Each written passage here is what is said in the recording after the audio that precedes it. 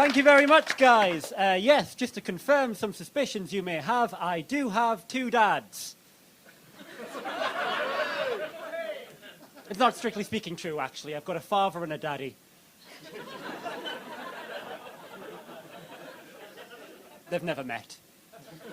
Only thing they have in common is that both have spanked me. I like that joke, it can divide a room, because you get the more sort of conservative people in the room being like, oh, no, that's not right, that's not natural at all. And then you get the more left-leaning people being like, no, you shouldn't hit your kids. But no, I actually have heterosexual parents, unfortunately. Love them very much all the same. They're Geordies, they're liberal Geordies. I'm a Geordie born and raised. But what's a liberal Geordie? Well, a liberal Geordie basically just means that my parents were very supportive when I came out as pansexual. They were very supportive when I came out as non-binary. They were genuinely devastated when I told them I was teetotal. Yeah, I'm non-binary. So what does that mean? For anyone that doesn't know, non-binary just means that I don't really identify as either a man or a woman. I'm sort of outside or in between. Look, I know it can sound confusing. All you need to know is that I'm just like you. All right, when I wake up in the morning, I put my pants on one leg and my skirt on the other. I'm a non-binary comic. It's interesting being a non-binary comic because promoters are always looking to diversify their lineup. You know, they're always looking to not just have it be, 10 straight white men every night in their comedy club. So they'll employ me, and then it'll be 9 straight white men, and then 1 white man in denial.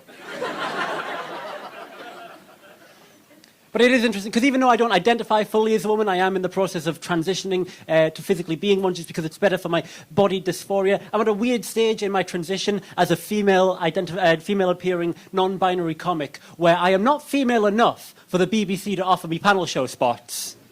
But I am too female for men to find me funny.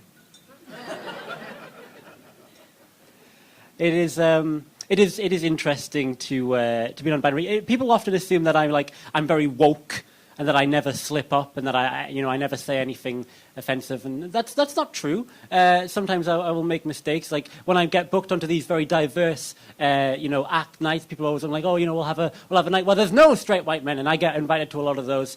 And I was on one recently, and I was talking to my dad, who was a big fan of my comedy, and he's a big supporter of what I do. And he was like, so tell me who was on this night. And I was like, oh, well, so there was me. I was the queer comic, and then there was this person. She was the lady comic, and then there was the disabled comic. And he was like, well, who was headlining? And I knew who was headlining. And who was headlining was of Indian and English origin. But that is not the word that my brain gave me. I couldn't think of the word Indian and English origin. And so I was just sat there thinking, don't say brown, don't say brown, don't say brown. Don't say ethnic, don't say ethnic, don't say brown, don't say ethnic, don't say brown, don't say ethnic. So I just panicked and went, oh, he's spicy.